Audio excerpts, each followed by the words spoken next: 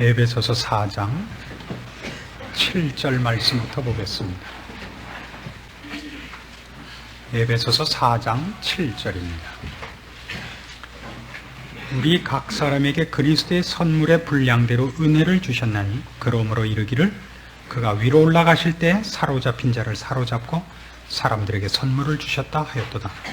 올라가셨다 하였은즉 땅 아랫 곳으로 내리셨던 것이 아니면 무엇이냐? 내리셨던 그가 곧 모든 하늘 위에 오르신 자니 이는 만물을 충만케 하려 하심이니라. 오늘 4장 7절 이하에 있는 말씀은 지난 시간에도 말씀드린 것 같이 그 앞에 있었던 하나됨, 말하자면 4장 3절에 있는 것 같이 평안에 매는 줄로 성령의 하나 되게 하신 것을 힘써 지키라. 하나인 것을 강조한 것에 이제 대조해서 7절이 시작을 그러나로 시작한다 그랬습니다. 그러나 우리 각 사람에게 그리스도의 선물의 분량대로 은혜를 주셨다 해서 이제 다양성을 얘기하고 있다 그랬습니다. 이 다양성을 얘기하면서 사도 바울은 그가 하려는 얘기를 사실은 7절에서 11절로 연결해야 되는데 8절, 9절, 10절, 석절에 걸쳐서 구약의 말씀을 인용하여 조금 다른 얘기를 하고 지나갑니다.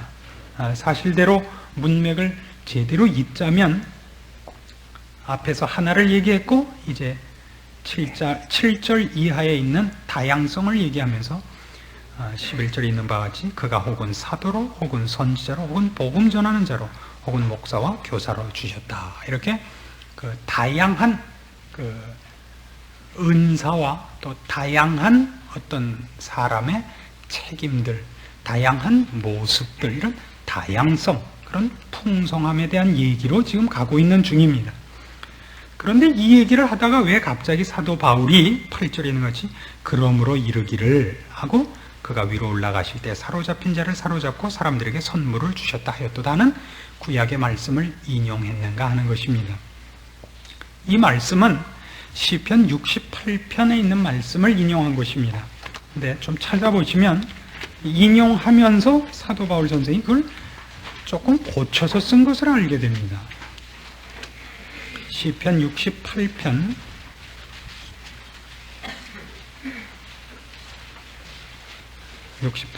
18절 말씀입니다. 구약성경 849페이지입니다.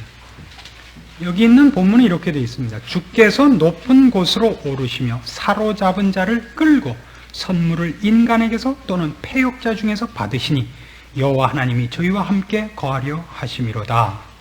여기는 예수 그리스도에 대한 얘기가 아니라 성부 하나님, 여호와 하나님에 관한 말씀으로 되어 있고 게다가 가장 중요한 것은 패역자 중에서 선물을 받았다로 되어 있습니다. 그렇죠?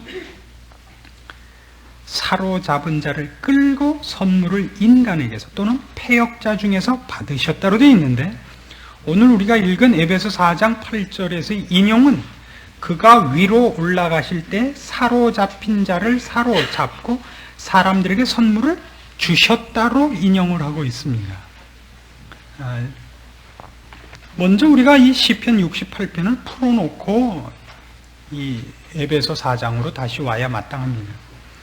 시편 68편은 다윗의 시입니다. 다윗이 적군과 싸워서 승리하고 나서 이길 수 없는 전쟁을 이기고 나서 그것이 자기의 힘과 군대의 힘으로 말미암은 것이 아니라 하나님께서 그 싸움에 직접 간섭하셔서 승리케 하셨다는 것을 노래하는 장면입니다.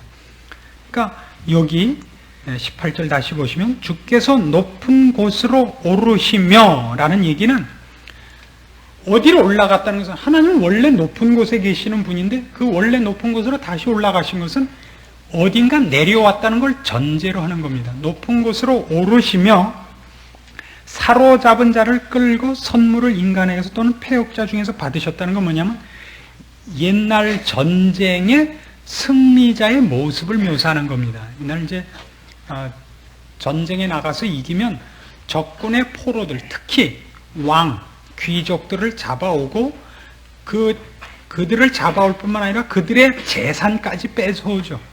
그래서 왕이나 귀족들을 쇠사슬에 묶어서 끌고 오고 그 나라에서 뺏은 보화들을 마차에 실어오고 아프리카 같은 데 가서 이겼을 때는 뭐 표범이나 사자 같은 걸 우리에 담아오고, 그 얘기입니다. 지금 사로잡은 자를 끌고 선물을 패역자 중에서 받았다. 그러니까 준 걸 받았다는 게 아니라 뺏어오고 있는 겁니다. 승리의 모습입니다. 근데 다윗이 이 모습을 그리는 것은 어떻게 하나님께서 자기의 전쟁에 직접 참여해서 자기를 승리케 하셨는가. 내가 오늘 승리한 것이 어떻게 하나님께서 내 싸우는 데까지 오셔서 승리한 것인가를 그가 하나님의 도우심으로 이긴 그 간증을 하면서 하나님은 늘 그러시는 분이라는 걸 확대해서 쓴 시가 시편 68편입니다. 그래서 시편 68편은 다만 그 다윗이 하나님께서 자기의 한 그 전쟁에 간섭해서 도와준 것을 기록했을 뿐만 아니라 하나님께서 어떻게 인간의 모든 전쟁에, 필요한 싸움에, 필요한 일에 간섭하셔서 승리를 주시는가로 확대하는데, 그 확대가 다윗은 예수 그리스도까지 염두에 두고 한 것이 아니지만 하나님께서 이 사건을 통하여 이 기록을 하게 하실 때에 장차 예수 그리스도께서 오셔서 우리의 영적 싸움, 우리를 붙잡고 있는 사탄을 멸하고 그에게서 우리를 뺏어서 승리해 오실 것을 이 사건 속에다가 신비롭게 예언으로 집어넣은 기록이 되게 하셨습니다. 구약 성경의 어려운 점들입니다. 당사자들이 이해하지 못하는 중에 예수 그리스도의 나중에 오셔서 하실 사역들이 예언되어 있는 것이 많습니다.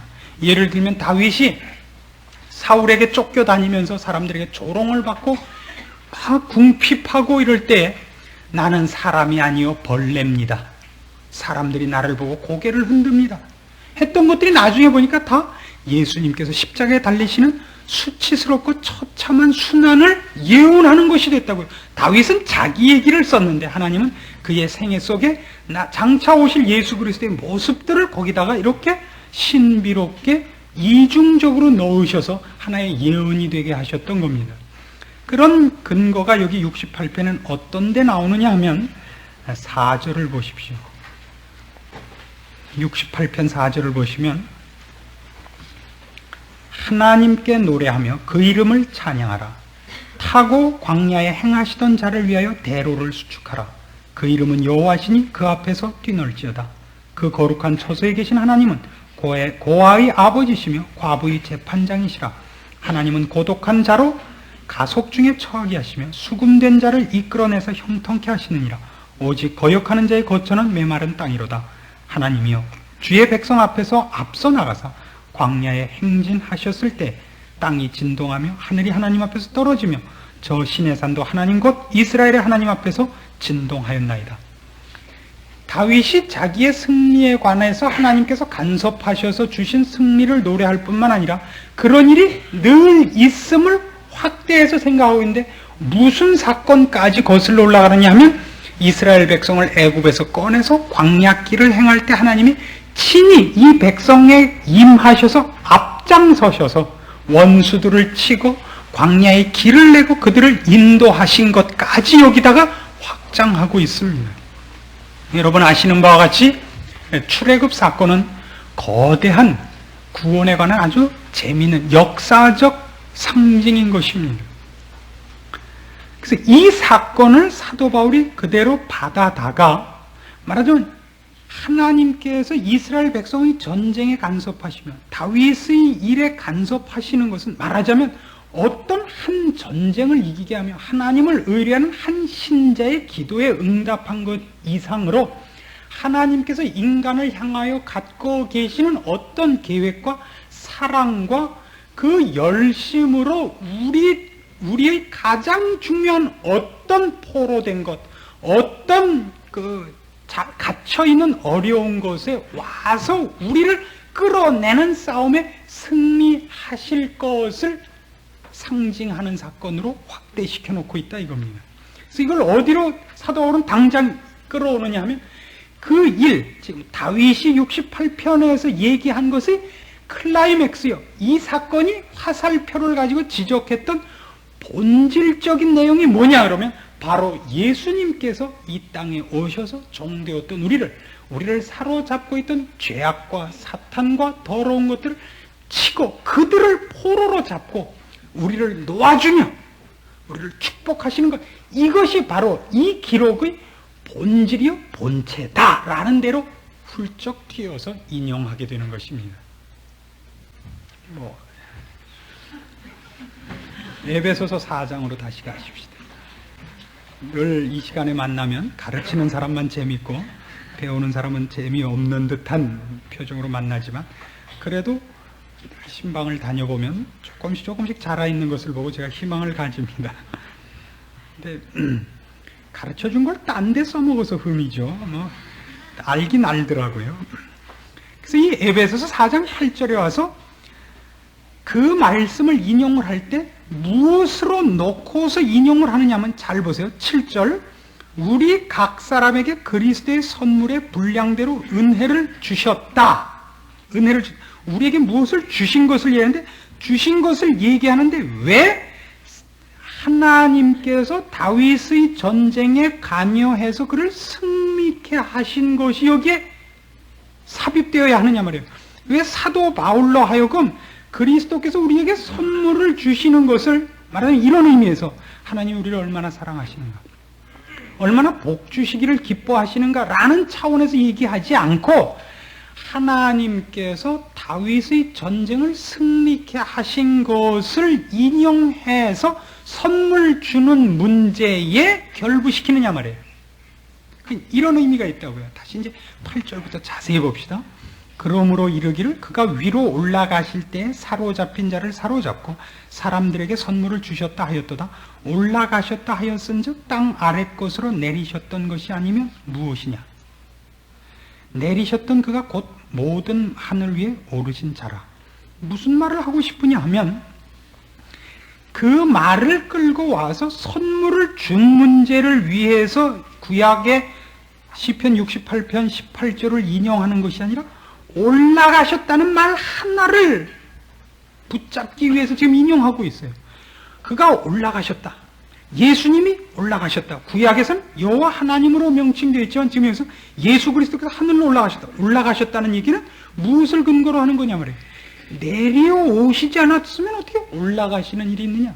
올라가셨다고 되어 있었다면 내려오셨다는 것이 전제된 것이 아니냐. 그럼 왜 내려오셨느냐. 왜 내려오셨느냐. 주려고 내려오셨다는 겁니다. 자, 이게 이제 우리에게 그 신앙 문제에 있어서는 상당히 중요한 문제가 됩니다. 우리는 보통 예수 그리스도께서 이 땅에 오신 것을 그 구원이라는 차원에서 생각할 때 너무 협의로만 생각을 합니다. 구원을 협의로 생각하면, 좁은 의미로만 생각하면 지옥 가게 된 자가 이제 지옥 안 가게 됐다는 얘기로 자꾸만 국한됩니다. 야, 지옥 갈 뻔했는데 예수님께서 나를 위해 돌아가시고 내가 이제 예수를 믿어서 나 이제 천당 가게 됐다. 지금 사도 바울이 시선을 두는 건 무슨 얘기냐면, 그리스도께서 각 사람에게 분량대로 선물을 주신다. 적극적인 의미에서의 얘기를 하려고 하는데, 적극적인 선물을 얻게 된 것은 무엇을 근거로 해서냐 하면, 우리가 종되었던 죄와 사망의 아래에 있었던 데서 구원을 얻었기 때문에 받게 된 것이란 얘기예요. 이게 왜 이 얘기가 필요하냐면, 구원을 잘못 생각하게 되면 예수님께서 오신 것은 우리를 죄악에서 구원해내고 지옥 갈 것을 막아놓고 이제 할 일 다 하고 올라가신 것으로 자꾸 생각하는데, 그러니까 올라가신 것은 의미가 없다고요. 일 다 끝내고 가신 것, 제대하신 것만 되는데, 지금 사도 바울이 지적하려는 건 꺼낸 것은 주려고 꺼냈다는 거죠. 꺼내놓지 않은 이상 줄 수 없지만 꺼낸 것은 주려고 한 것이기 때문에, 올라가신 것은 주려고 올라가셨다는 데다 자꾸 초점을 맞추는 거예요. 그러니까 다시 보세요. 9절. 올라가셨다 하였은즉 땅 아랫 곳으로 내리셨던 것이 아니면 무엇이냐. 내리셨던 그가 곧 모든 하늘 위에 오르신 자니. 내려왔다. 왜 올라가셨냐면 이는 만물을 충만케 하려 하심이니라 해요. 올라가셨다는 말을 왜 이렇게 사도 바울이 중요시하느냐 하면 이 문제에 대해서 조금 더 확대해 보세요. 사도행전 2장으로 갑니다. 은혜 받으러 왔더니 공부하는 것보다 더 귀찮게 되죠? 예수도 요새는 과외 공부해야지 예수 믿는 것도 힘들어졌어요. 사도행전 2장 33절을 봅시다. 자, 여기 재밌는 말이 있어요. 이 예수를 하나님이 살리신지라, 32절부터 봤죠 제가? 우리가 다 이 일의 증인이로다. 하나님이 오른손으로 예수를 높이심에 그가 약속하신 성령을 아버지께 받아서 너희 보고 듣는 이것을 부어주셨느니라요. 성경에 꼭 이렇게 되어 있어요. 이제 그게 요한복음 16장으로 가면 그 얘기가 나옵니다만은 나중에 요한복음 할 때 그 얘기는 하기로 하십시다. 14장에서도 그 얘기가 잠깐 나고 16장에서도 나옵니다만은 예수님께서 아버지께 간 표 중에 하나가 말하자면 성령님이 오시는 것이 됩니다. 성령님이 오신 것은 예수님께서 이제 하늘 보좌 우편에 가신 표가 되고, 하늘 보좌 우편에 갔다는 것은 예수님께서 하늘 보좌 우편에, 하나님 우편에 가서 앉으실 수 있었던 것은 하나님이 예수 그리스도께서 하신 일을 다 인정하시고 기뻐하시고 흡족해 하셨다는 증거가 됩니다. 그리고 이제 예수님께서 끝나신 것이 아니라 마태복음 28장 끝에도 나온 것 같이 볼지어다 내가 세상 끝날까지 너희와 항상 함께 있으리라 약속하신 것 같이 이제까지 이루신 일을 근거로 해서 이제 신자들에게 요구하며 동역하기를 원하는 일들이 남아 있습니다. 그 일이 하나님이 아직도 일하시며 간섭하십니다. 근데 앞에 있었던 일, 즉 저주받을 자리에서 우리를 하나님의 자녀로 끌어올리는 일에 있어서는 예수 그리스도께서, 하나님께서, 성령 하나님께서, 말하자면 하나님께서 홀로 하실 일이었다면 이제 거기서 꺼내놓은 다음에 적극적인 의미에서의 어떤 풍성과 충만과 아름다움으로 가는 문제에서는 동역하고 있습니다. 우리가 이 문제에서는 권면하고 있으며 이 일에 있어서는 하나님은 이 세상 모든 하늘과 땅의 모든 권세를 가지시고서 하는 일입니다. 그래서 올라가신 일이 중요합니다. 말하자면 우리의 신앙은 잘못하면 예수님께서 내려오셔서 하신 일로서 중단될 위험성이 있단 말입니다. 사도 바울이 지금 하려고 하는 얘기는 너희를 하나 되게 하려고 불렀다. 하나로 불렀다. 그러나 이제부터 어디냐면 하나님의 모든 충만하신 것으로 충만케 되는 일을 이제부터 가능해졌고 약속으로 또 권면하고 있는 겁니다. 우리가 저주받을 자리에서 올라온 것이 우리가 갖고 있는, 이미 갖고 있는 축복들이요 약속들이요 경험이라면 지금 현재적이고 미래적인 것이 뭐냐면 그 일을 이루신 이가 하나님의 자녀 되게 한 우리를 어떻게 영광스럽게 하며 어떻게 충만케 할 것이면 지금 해야 할 일들입니다.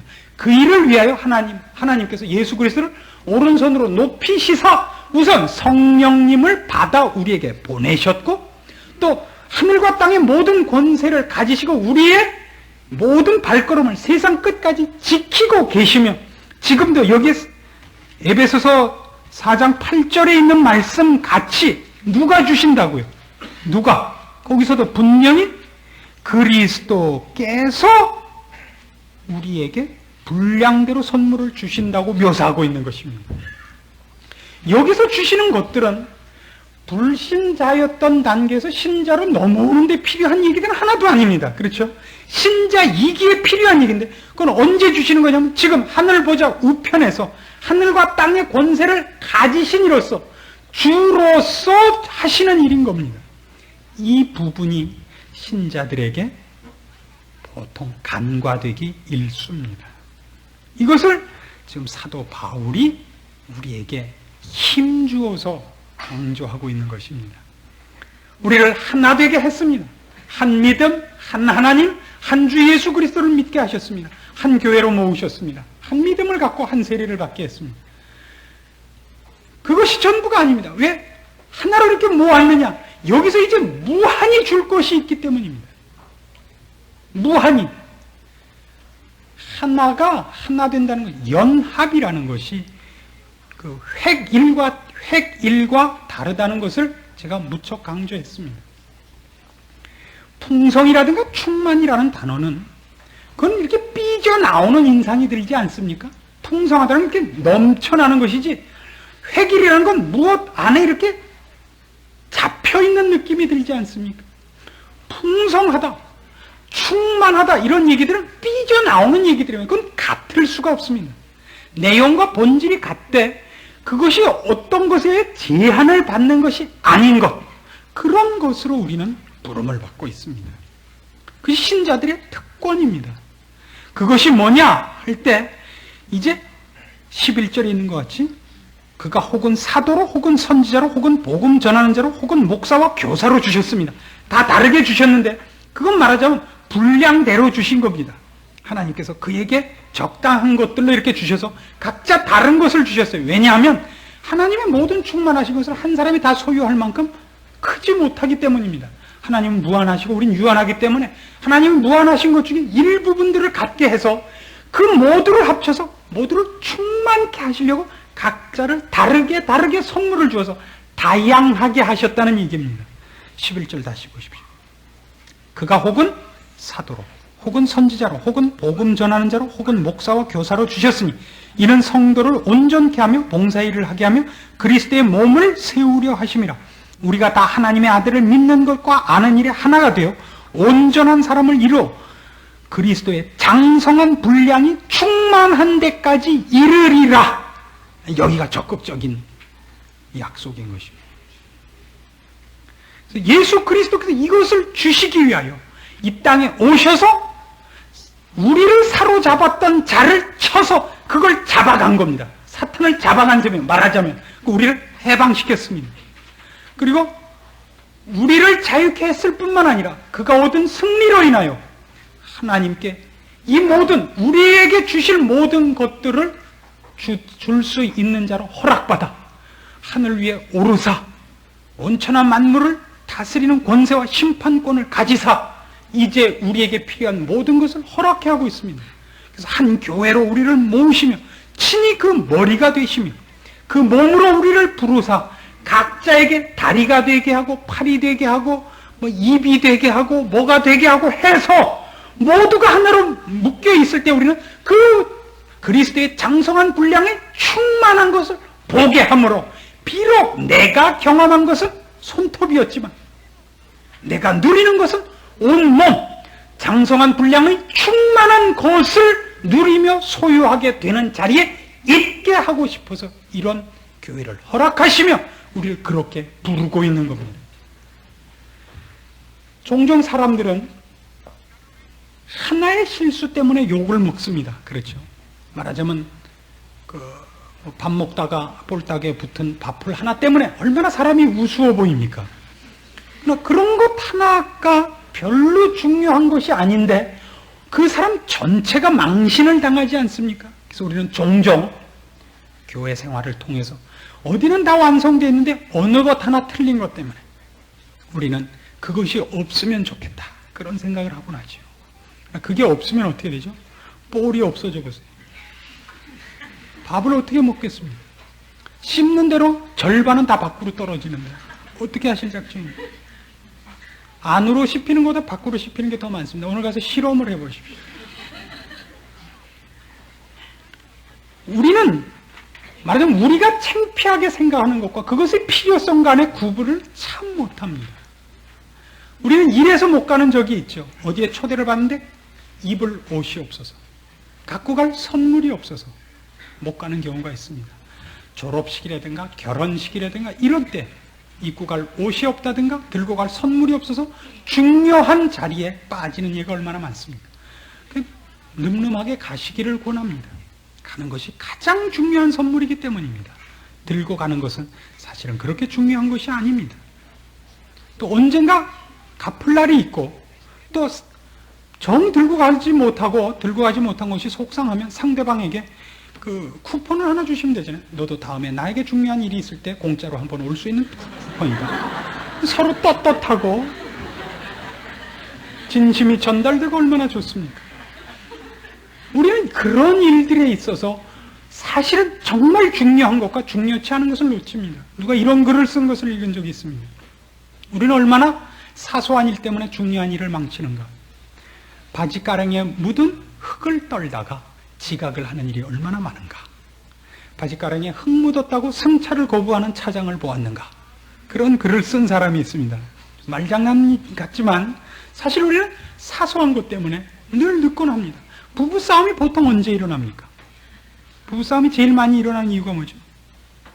정성 들여 차려놓은 식사 시간에 신문 보고 있는 것 때문에 싸움이 나고, 그 다음에 또 하나는 나가야 될 시간이 이미 지났는데도 머리 빗은 게 마음에 안 들어서 이쪽으로 빗었다 저쪽으로 빗었다 하는 것 때문에 부부 싸움이 납니다. 그냥 대강 먹고 나오세요. 그냥 가자 그러면 그냥 0.3초내로 탁 튀어나오는 것이 중요하지. 여러분이 이 나이에 무슨 엘리자베스 테일러 같이 보일 겁니까? 무슨 브루크 쉴즈 같을 겁니까? 꿈 깨시고 저 있는 모습대로 나오시는 것이 더 중요합니다. 그래서 그런 기차 시간을 놓친다니까요. 그놈의 화장하다가 뭐 신혼여행도 아닌데. 그래서 이 본문에서 얘기하는 것도 바로 그런 얘기들입니다. 우리가 여기에 있는 가장 중요한 얘기들을 다 연결해 보십시오. 다 그 얘기입니다. 그가 위로 올라가셔서 사람들에게 선물을 주시는 겁니다. 우리를 내려오셔서 우리를 종되었던 자리, 사망의 자리로부터 꺼내놓고 이제 올라가셨습니다. 그래서 이제 주시는 겁니다. 그것이 기쁜 겁니다. 사도 바울은. 우리의 다양함들이 다양함에 그치는 것이 아니라 그것이 얼마나 풍성한 것들을 우리에게 주기 위하여 일어나는 일들인가를 아는 겁니다. 교회 안에는 이 다양함이 있다는 걸 알아야 됩니다. 그것이 풍성으로 묶어지기 위해서 있는 겁니다. 큰 집을 지을수록 짓는 것이 집 같아 보이지 않는다는 걸 알죠. 큰 배를 지으면 그게 배를 짓는 건지 뭘 하는 건지 모릅니다. 모습이 얼른 눈에 안 띈다고요. 큰 것일수록, 작은 것일수록 얼른 그 모양이 드러나는 법이지. 교회 안에서도 하나님의 풍성이 드러나기 위해서는 왜 저런 일이 있어야 되는지 이해 안 가는 일이 많습니다. 왜 하나님이 저런 일을 허락하며 저런 사람을 용납하시며 저런 목사를 용납하는지 처음에 그게 눈에 안 들어옵니다. 그러나 지나가 보면 그것이 한없이 큰 그림이라는 걸 발견하게 됩니다. 원이 곡선일 것 같습니까? 그것이 크면 직선으로 보입니다. 그게 뭐죠? 지구가 그렇죠. 이놈의 땅덩어리가 수평인 것 같으죠. 직선 위를 걷는 것 같은데 알고 보면 동그랗죠. 그래서 나중에 동그랗다는 걸 가르쳐주면 꼭 그러죠. 그럼 밑에 있는 사람은 왜 안 떨어져? 그래서 뭐 가르쳐준다고 해서 모든 것을 알게 되는 건 아닙니다만은 우리가 얼마나 거대한 풍성한 충만한 대단한 일에 초대를 받고 있고 허락받고 있는가를 말씀을 통해서 알아둘 필요가 있습니다. 그러면 우리의 인내심이 더 커질 것이고 기대가 우리의 초조함과 무지함을 누르게 될 것이라고 믿기 때문인 것입니다. 우리는 여기 있는 말씀들을 생각하면서 이제 사도 바울이 여기서 기뻐했던 것들을 적극적인 의미에서 여러분의 신앙의 그 소망으로 기대로 갖고 계셨으면 좋겠습니다. 예수를 믿는다는 것은 지옥에서 이제 면제받고 죽으면 천국 가는 그런 식으로 얘기할 수 있는 그렇게 간단하고 그렇게 가난한 것이 아닙니다. 그렇게 피골이 상접한 얘기가 아닙니다. 대단히 풍성합니다. 그건 이루 말할 수 없는 얘기들입니다. 아무도 그것을 설명하지 못합니다. 하나밖에 없습니다. 그래서 경험해보라고 얘기할 수밖에 없습니다. 시편 34편에서 다윗은 이런 시를 쓰지요. 너희는 하나님의 선하심을 맛보아 알지니라. 그 수밖에 방법이 없기 때문입니다. 여러분, 우리가 이 축복된 자리에 초대받고 있습니다. 여러분은 지금 어떤 의미에서는 시작을 경험한 것에 불과하다는 것을 기억해 주십시오. 신자들을 만날 때마다 당황하는 것은 그가 구원을 얻은 것은 감사하지만 지금 예수 믿고 사는 것이 즐겁지 않고 기쁘지 않은 자들을 너무 많이 만나게 됩니다. 왜냐고요? 그 다음의 약속들에 대하여 우리가 무지하기 때문에 기도하지 않고 매달리지 않기 때문입니다. 구하지 않아서 못 받습니다. 구하여도 못 받는 이유는 뭐죠? 밤낮 올림픽 복권만 당첨되게 해달라니 그게 이루어질 리가 없죠. 하나님은 하늘과 땅의 모든 권세를 가지셨다 그러지 않았습니까? 올림픽 복권을 당첨시켜 주시면 저는 하나님이 그 권세를 갖고 있다는 걸 믿겠습니다. 요따오로 기도하시니까 될 리가 없습니다. 하나님을 시험하지 마십시오. 여러분의 욕심에 그분을 동원하지 마십시오. 그분의 약속과 이 풍성한 권면의 말씀 아래 여러분이 초대받고 있는 것을 여러분의 복과 자랑과 보람을 위하여 놓치지 말기를 권합니다. 기도하십시다. 하나님 아버지 은혜를 감사합니다. 우리를 사랑하시며 축복하시며 그리스도의 장성한 분량의 충만한 자리까지 요구하고 계시다는 말씀 앞에 감사드립니다. 우리의 가난한 것을 돌아보시옵소서. 이 모든 것이 우리의 무지함 때문이며 우리의 정력이 우리 눈을 가리기 때문인 것을 회개합니다. 우리의 영안을 다시 밝히시고 주의 말씀으로 무장시키시며 주의 약속 앞에 무릎 꿇어 마땅히 빌 바를 빌 줄 아는 자리에 있게 하사 아버지께서 우리를 향하여 갖고 계시는 열심과 사랑 가운데 우리를 맡겨 오늘도 우리가 승리의 찬송, 자랑과 감사와 기적을 노래하는 일들이 우리 삶에서 넘쳐날 수 있음을 믿고 실천하여 우리 하나님 아버지 영광을 드러내는 자로 살기로 결심케 하여 주시옵소서. 예수님의 이름으로 기도합니다. 아멘.